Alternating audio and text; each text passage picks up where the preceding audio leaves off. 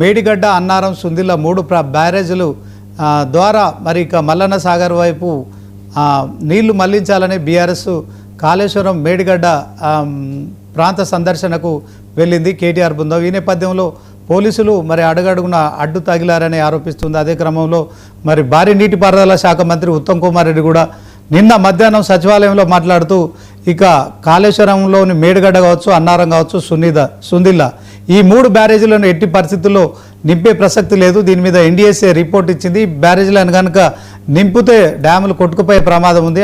ఆ ప్రమాదం కారణంగా మరి అనేక గ్రామాలతో పాటు భద్రాచలం కూడా మునిగిపోయే పరిస్థితి ఉందని, ఎట్టి పరిస్థితుల్లో ఈ వరద నీరుతో వాటిని నింపే ప్రసక్తి లేదని తేల్చి చెప్పారు. ఇదే అంశంలో కేటీఆర్ కూడా తీవ్ర ఆరోపణలు చేశారు.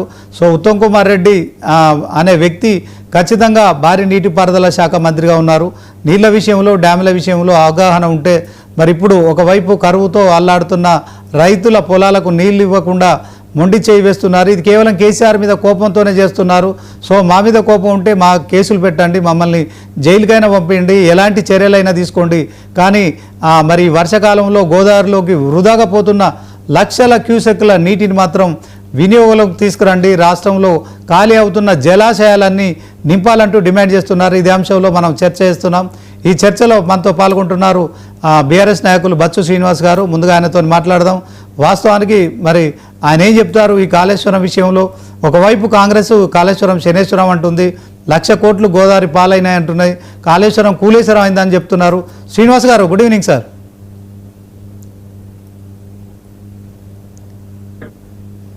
Good evening sir. చూడండి సార్, కాళేశ్వరం 1,00,000 కోట్లతో నిర్మించారు, అది కూలేశ్వరం అయిందని కాంగ్రెస్ ఆరోపిస్తోంది.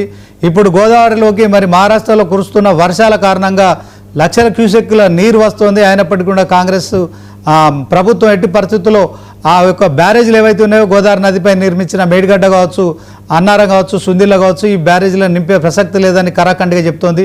మరొకవైపు పంట ఏదైతే వరి పంటకు సంబంధించి నీటి అవసరం విరిగా పెరిగిపోతుంది. మరోవైపు నీళ్ళు అందక రైతులు చాలా ఇబ్బంది పడుతున్నారు విత్తనాలు నాటుకొని. సో ఈ కరువు పరిస్థితులు ఒకవైపు, మరొకవైపు కాంగ్రెస్ ప్రభుత్వం మరి ఇక గోదావరి నీటిని సద్వినియోగం చేసుకోలేని పరిస్థితి కనిపిస్తుందని బీఆర్ఎస్ ఆరోపిస్తుంది. సో మీరేం చెప్తారు సార్? మొట్టమొదట 99 వీక్షకులకు, మీకు రాబోయే మిత్రుడికి అందరికీ నమస్తే. కాంగ్రెస్ ప్రభుత్వ ప్రధాన ఉద్దేశం ఏంటంటే, ఇన్ని రోజులు వాళ్ళు ఏమన్నారు, 1,00,000 కోట్ల అవినీతి జరిగిందన్నారు. అవినీతే 1,00,000 కోట్లు జరిగిందన్నారు.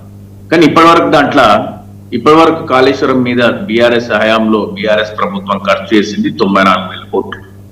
94,000 కోట్లు జరిగితే 1,00,000 కోట్ల అవినీతి జరగదు. ఈ రోజు పంచాయతీ జరుగుతుంది కాంగ్రెస్ ప్రభుత్వ హయాంలో. 10%, 12%, 15% ఇస్తే మేము బిల్లులు ఇస్తాం అనేటువంటి పంచాయతీ జరుగుతుంది. వాళ్ళ పంచాయతీ ప్రకారం అయినా కూడా 94,000 కోట్లలో 10% అంటే ఎంత? నాకు తెలిసి 9 కోట్ల 10 కోట్ల 90 కోట్లల్లో 94,000 కోట్లల్లో 940 కోట్లు అసలు జరగాల్సింది అవినీతి. వాళ్ళ లెక్క ప్రకారం, కాంగ్రెస్ అవినీతి ప్రకారం 940 కోట్లు జరగాలి. 10% అంటే 15% అంటే 15,135 13,000 కోట్ల రూపాయల అవినీతి జరగాలి. కానీ లేఖంగా ఎంత మాట్లాడతారంటే 1,00,000 కోట్ల అవినీతి జరిగింది అంటారు. 94,000 కోట్ల జరిగినటువంటి ప్రాజెక్టులో 1,00,000 కోట్ల అవినీతి జరిగిందంటారు. ఇలా ప్రధానంగా 15 ప్రధాన రిజర్వాయర్లు 21 పంపౌతులతో నిర్మాణం జరిగింది. వాళ్ళు కూడా ఇది కరెక్ట్ కాకపోతే యాదాద్రిలో గంధమల్ల రిజర్వాయర్ ను ఎందుకు ముఖ్యమంత్రి రేవంత్ రెడ్డి గారు ఓపెన్ చేశారు? అందులోకి నీళ్ళు ఎక్కడి నుంచి వస్తాయి? ఈ విధంగా వాళ్ళు ఇప్పుడు వాళ్ళ లక్ష్యంగా పెట్టుకున్నారు. 27 చివరి నాటికి మేము మేడిగడ్డ రిపేరింగ్ పూర్తి చేయాలనేటువంటి లక్ష్యంగా పెట్టుకున్నాం. మేము అప్పటి వరకు గోదావరిలో వచ్చే నీటిని మేము ఆపము అంటే వాళ్ళు ఎన్ని సిడబ్ల్యూసి కానీ ఎన్డీఎస్ఏ కానీ మాకు చెప్పిన లెక్కల ప్రకారం మంత్రి ఉత్తమ్ కుమార్ రెడ్డి గారు చెప్పేది ఏంటంటే, ఆ 3 బ్యారేజ్లలో మేము నీళ్లు నిల్వ చేస్తే ఆ 3 బ్యారేజ్లో కూలిపోతాయి, దాని కింద ఉండేటువంటి 240 గ్రామాలు కొట్టుకపోతాయి, ఆ తర్వాత కింద ఉన్నటువంటి ఖమ్మం జిల్లా కూడా పోతుంది అని వాళ్ళు చెప్పేటువంటి ప్రయత్నం. మరి ఈరోజు తుంగభద్ర 6 నెలల వ్యవధిలోనే మీ పక్కన మీ ప్రభుత్వమే ఉంది, మీ కాంగ్రెస్ ప్రభుత్వం 30 గేట్లు మార్చింది. తుంగభద్ర డ్యామ్ కి 30 గేట్లు మార్చి, కొత్త గేట్లు మార్చి ఆ పండుగ చేసుకున్నారు. మీ కాంగ్రెస్ ముఖ్యమంత్రి రేవంత్ రెడ్డి గారిని కూడా పిలిపించారు. మీరు మేడిగడ్డలో ఒక పిల్లర్ కుంగిపోయింది, అది ఎవరు కూడా కాదనలేని సత్యం.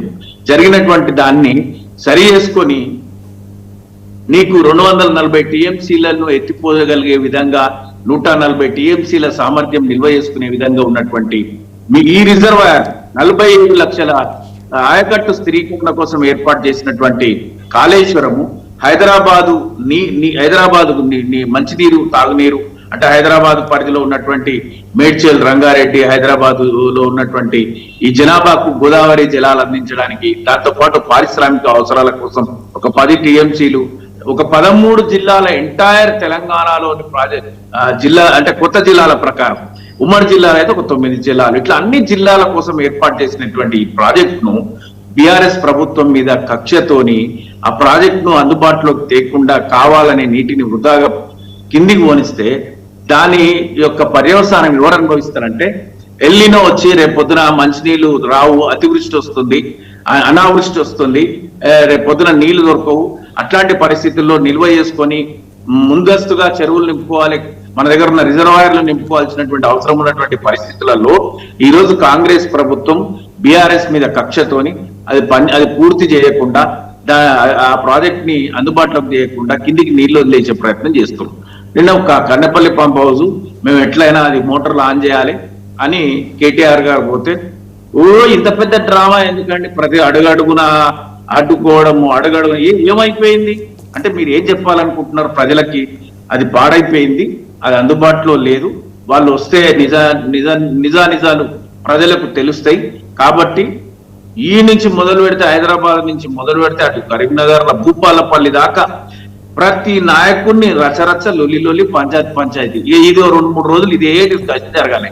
మీరు మమ్మల్ని ఆపకపోతే సప్పుడు చేయక మీకు ఇంతమందికి మేము చూసుకోవడానికి అనుమతిస్తున్నాము అంటే సప్పుడు చేయక పోయి మేము చూసుకొని ప్రాజెక్ట్ చూసుకొని వచ్చి మేము ప్రజలకు చెప్పేవాళ్ళం కదా అంటే ప్రజలకు మరొకసారి నిజం తెలుస్తుంది, కాళేశ్వరం గురించి వాస్తవం తెలియజెప్తుంది బీఆర్ఎస్ పార్టీ అనేటువంటి ఆలోచనతోని దాని మీద కక్షపూరితంగా అంటే అది ఎట్టి పరిస్థితుల్లో కూడా వాళ్ళు దిగిపోయిందాక వాళ్ళ ఉద్దేశం ఏంటంటే 2027 చివరి నాటికంటే వాళ్ళు 2024లో వచ్చారు కదా, ఆల్మోస్ట్ వాళ్ళు ఎలక్షన్ సీజన్ వస్తుంది అప్పటి వరకు, ఇంకా అప్పటిదాకా దాన్ని అందుబాటులోకి దేవు.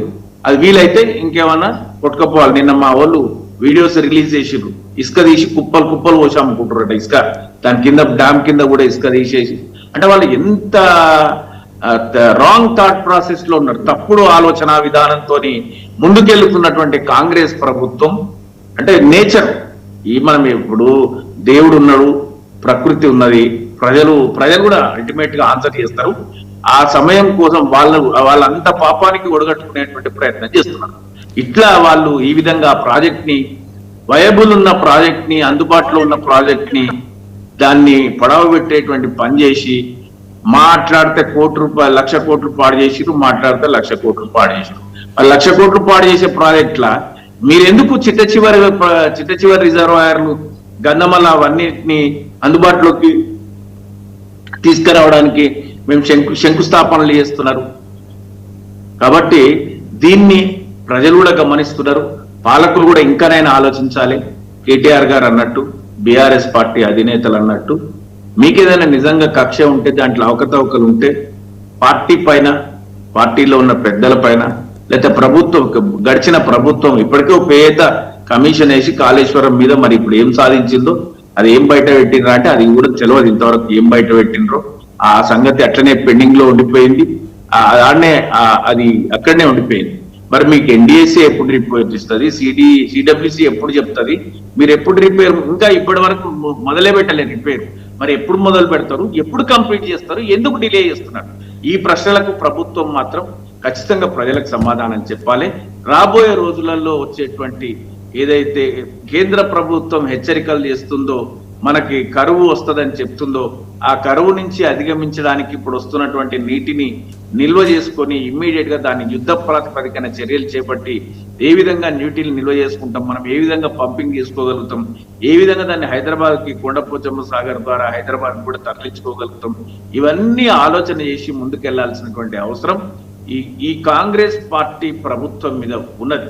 ప్రజలు పాలకుల మధ్య ఇంత పెద్ద వ్యత్యాసం రాకుండా ప్రతిపక్షాన్ని బదనాం చేయడానికి, ఈ ప్రజలను వంచే, ప్రజలను మోసం చేసే, ప్రజలకు ఇబ్బందిని, ప్రజలకు నష్టాన్ని కలిగించేటువంటి ప్రయత్నం కానీ మానుకోవాలి. అట్లాంటి ఆలోచన లేకుండా ఒక మంచి ఆలోచనతోని సదాలోచనతోని మంచి పరిపాలనను అందిస్తే ఎప్పటికీ మీరే మనగలుగుతారు. ఆ దిశగా ముందుకెళ్లేటువంటి ఆలోచన ఉంటది. ఆ విధంగా ముందుకెళ్ళాలి, పరిపాలన ఆ విధంగా సాగాలి ఎప్పుడైనా.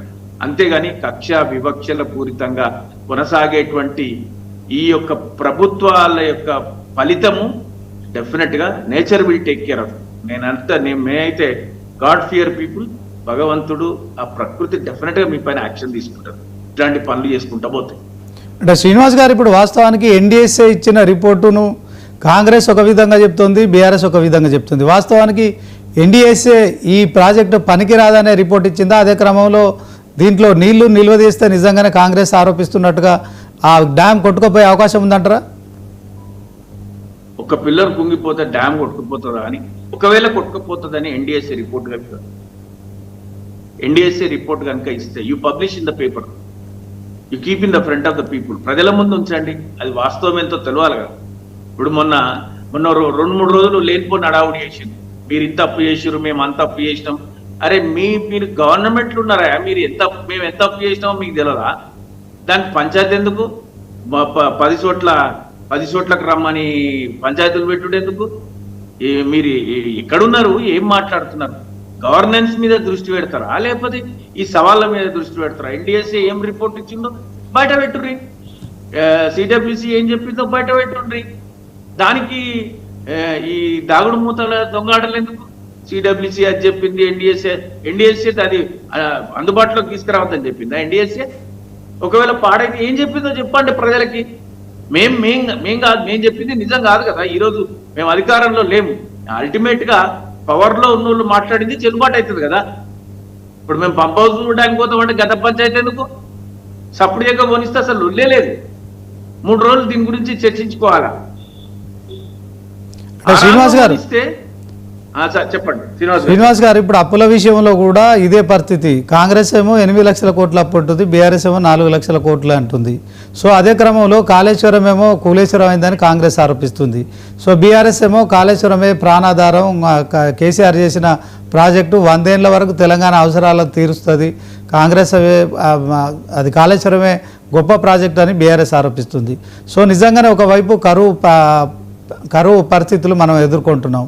మంచినీటి కోసం ఇప్పటికి కూడా ట్యాంకర్ల మీద హైదరాబాద్ లాంటి మహానగరంలో కూడా ఈ పరిస్థితిని మనం రాష్ట్ర రాజధానిలో కూడా ఎదుర్కొంటున్నాం. సో గోదావరి నీరే మనకిప్పుడు శరణ్యం. సో ఇటు ప్రభుత్వం చెప్తుంది కరెక్ట్ అనుకోవాలా, ప్రతిపక్షాలు చెప్తుంది కరెక్ట్ అనుకోవాలా, ఏమనుకోవాలి చెప్పండి? కరువు లేకుండా పుష్కలంగా నీళ్లుండి నీటి ఎద్దడి లేకుండా నల్లదిప్తే నీళ్ళు వస్తే వాళ్ళు చెప్పింది కరెక్ట్. నల్లదిప్తే నీళ్ళు రాకుండా బిందెలెత్తుకొని ట్యాంకర్ల నీళ్లు తెచ్చుకుంటే మేము చెప్పింది కరెక్ట్. సింపుల్ ఇది. మీరు సమృద్ధిగా నీరుంది, మేము నీరు తీసుకొస్తున్నాం, ఏ ప్రాబ్లం లేదు. కాళేశ్వరం అవసరం లేదు, గోదావరి జలాలు హైదరాబాద్కు అవసరం లేదు. మేము కృష్ణా వాటర్తోనే కృష్ణా సఫిషియెంట్ గా వాటర్ తీసుకొస్తున్నాం. మేము కృష్ణా వాటర్తోనే బ్రహ్మాండంగా మేము నీళ్ళు ఇస్తున్నాము.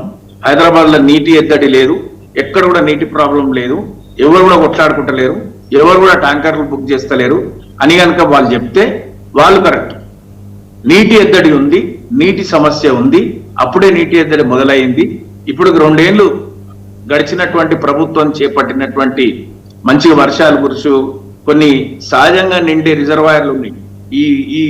ఈ 15 రిజర్వాయర్లలో ఒక 5 రిజర్వాయర్లు సహజంగానే నిండుతాయి. లిఫ్ట్ పంపింగ్ లేనప్పుడు కూడా వర్షాల ద్వారా కూడా న్యాచురల్ గా కూడా నిండుతాయి. ఒకవేళ అవి వర్షాలు లేనప్పుడు 3 బ్యారేజీల ద్వారా 140 టీఎంసీల నీటిని నిల్వ చేసుకొని దాన్ని మనం పంపింగ్ చేసుకుంటాం. ఇది జనరల్ గా మనం చేసేటువంటి పని. ఈ వర్షాలు బాగా పడనప్పుడు మనము కాళేశ్వరాన్ని ఆ విధంగా వాడుకుంటాం.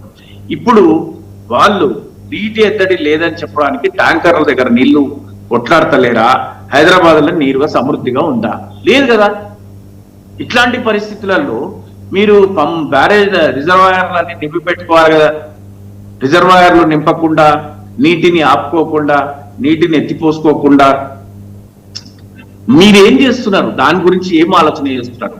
నిజంగానే వాళ్ళు మాట్లాడతారు వచ్చి ఏమంటే, మేము కాంగ్రెస్ ఉన్నప్పుడే నాగార్జున సాగర్ కట్టిండ్రు, లేకపోతే ఇంకోటి కట్టిండ్రు. అది ఎప్పుడో పాతకాలంలో కట్టిండ్రు. తర్వాత మీరు కొత్తగా ఏమన్నా కట్టిండ్రా? ఎక్కడన్నా కట్టిండ్రా? ఎక్కడ కూడా కట్టలే. మీ రాజశేఖర రెడ్డి గారు ఉన్నప్పటి నుంచి చెప్తున్నారు జలయజ్ఞం అని. మీ జలయజ్ఞంలో ధనయజ్ఞం అని పెద్ద పెద్ద తాటికాయంత అక్షరాలు వచ్చినాయి తప్ప మీరు పూర్తి చేసిన తెలంగాణలో పూర్తి చేసినటువంటి ప్రాజెక్టులే లేవు. మీరు ఉత్తర దక్షిణ తెలంగాణలో ఏ ప్రాజెక్ట్ కంప్లీట్ చేయలేదు. బీఆర్ఎస్ వచ్చిన తర్వాతనే ఒక 30,000 కోట్ల రూపాయలు 38,000 కోట్ల రూపాయలు ఇక్కడ మీకు పాలమూరు రంగారెడ్డి ఎత్తిపోతలు కానీ లేకపోతే కల్వకుర్తి డిండి ఇవన్నీ ప్రాజెక్టులు లైవ్ లోకి వచ్చినటువంటి పరిస్థితి. మీరేం చేసిండ్రు? ఈ కాళేశ్వరం కట్టడంలో ఒక లోపం జరిగింది. అది కాకుండా కాంగ్రెస్ ఇంకేమైనా చేసిందా? పోనీ తెలంగాణ కోసం కాంగ్రెస్ ప్రభుత్వ హయాంలో ఒక 30 ఏళ్ల నుంచి ఏమైనా చేసిండ్రు? ఏం చేయలే కదా. అట్లాంటిది 240 టీఎంసీలు మనం వాడుకునే విధంగా 140 టీఎంసీలు నిల్వ చేసుకునే విధంగా ఒక ప్రాజెక్ట్ ని ఏర్పాటు చేస్తే అందులో జరిగిన తప్పును సవరించుకొని ప్రభుత్వాలు మనం ఎప్పుడు ఎల్లకాలం ఒకే ప్రభుత్వం ఉండదు. బీఆర్ఎస్ ప్రభుత్వం ఉందా? 10 ఏళ్ళ తర్వాత బదలాయింపు జరిగింది కదా. కాంగ్రెస్ ప్రభుత్వం ఎప్పటికి ఉంటుందా? మీరు కూడా మారుతారు కదా. ప్రజలకు చేయాల్సింది వదిలేసి ప్రతిపక్షం మీద కక్షతోని మేము 2027 వరకు ఎందుకు 2027? ఒక పిల్లర్ కుంగిపోతే దాంతో పాటు వాళ్ళు ఏమన్నారు, ఏమో లీకేజీలు ఉన్నాయన్నారు. సుందిల్లా అన్నారంలో కూడా లీకేజీలు వచ్చినాయన్నారు. ఆ లీకేజీల మీద లేకపోతే ఈ మేడిగడ్డలో కుంగిపోయిన పిల్లర్ మీద ఎప్పుడు మీరు దాని మీద అసలు ఇంతవరకు స్టార్టే చేయలే కదా. శ్రీనివాస్ గారు, గోదావరి నదిపై నిర్మించిన ఈ 3 ప్రాజెక్టులు కూడా ప్రమాదకరం. అవి కూలిపోయే ప్రమాదం ఉంటుంది కనుక సో తుమ్మిడిహట్టి దగ్గర మేము గతంలో అనుకున్న ప్రతిపాదన పూర్తి చేస్తామని కాంగ్రెస్ చెప్తుంది కదా. నిజంగా ఈ కాళేశ్వరం నుంచి అంటే మేడిగడ్డ నుంచి అన్నారం నుంచి సుందిలకు ఈ పంపుల ద్వారా ఎత్తిపోయడం అనేది ఖర్చుతో కూడుకున్న పని. తుమ్మిడిహట్టి దగ్గర అయితే గ్రావిటీ ద్వారా డైరెక్ట్ ఎల్లంపల్లికి వస్తుందనే వాదన కూడా కాంగ్రెస్ చేస్తుంది కదా. అది కరెక్టే అంటారా? మరి ఇప్పుడు ఏమైంది? 2 ఏళ్ళు అయిపోయింది కదా, 2.5 ఏళ్ళు అయిపోయింది కదా. మీరు అసలు ఒక్క మహారాష్ట్ర ప్రభుత్వంతో ఒక అపాయింట్మెంట్ కూడా ఎందుకు తీసుకోలే? తుమ్మిడిహట్టు ఎప్పుడు కంప్లీట్ చేస్తారు? నిజంగానే మీరు అన్నదే కరెక్ట్ అనుకుందాం. మేము చెప్పినాం తుమ్మిడిహట్టు దగ్గర నీటి లభ్యత లేదు, మహారాష్ట్ర ఒప్పుకుంటలేదు, అందుకోసమే మేము కొంచెం పైకొచ్చి స్టార్ట్ చేసినామని మేము చెప్పినాం. మీరు కాదన్నారు. మీరు తుమ్మిడిహట్టు దగ్గర ఇప్పుడు ఇది కులాలని చూస్తుర్రా, లేదా కులగొట్టాలని చూస్తుర్రా, లేదా దీన్ని ఇది కాకుండా మీరు తుమ్మిడిహట్టు దగ్గర కట్టి అదే కరెక్ట్ అయినటువంటి ప్రాజెక్ట్ అని చెప్పడానికి ప్రయత్నం చేస్తారో తెలియదు.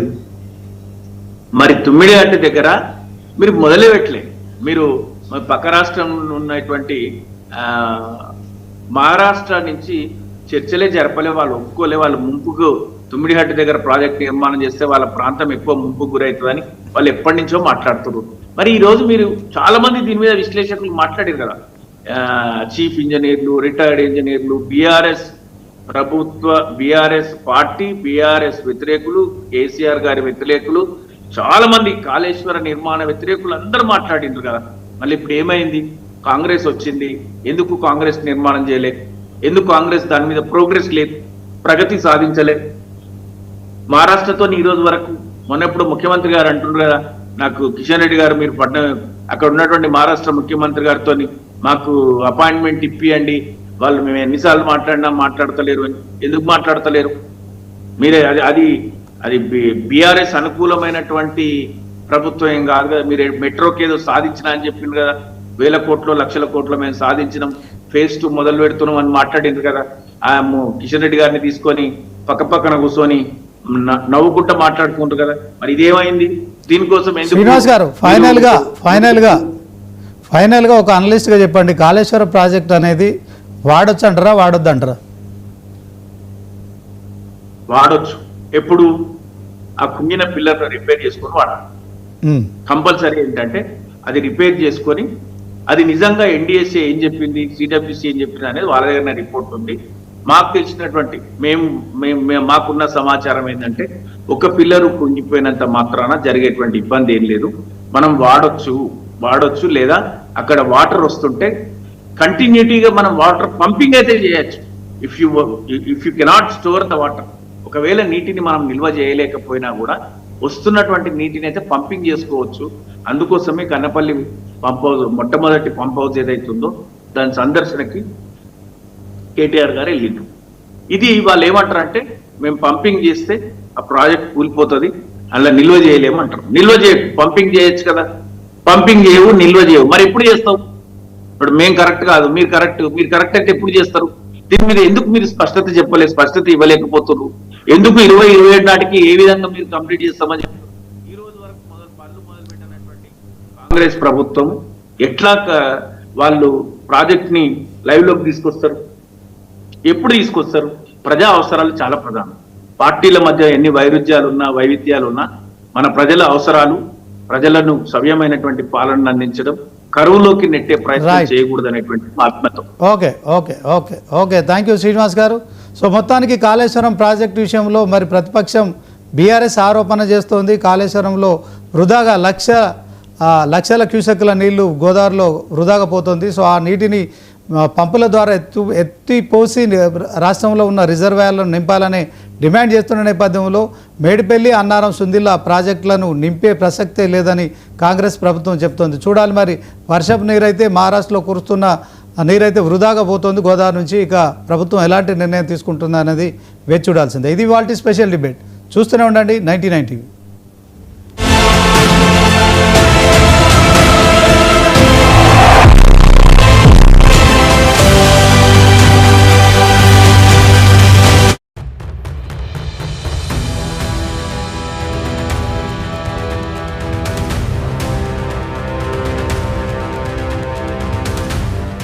పశ్చిమ బెంగాల్ రాజకీయాలు అనూహ్య మలుపులు తిరుగుతున్నాయి. దాదాపు 2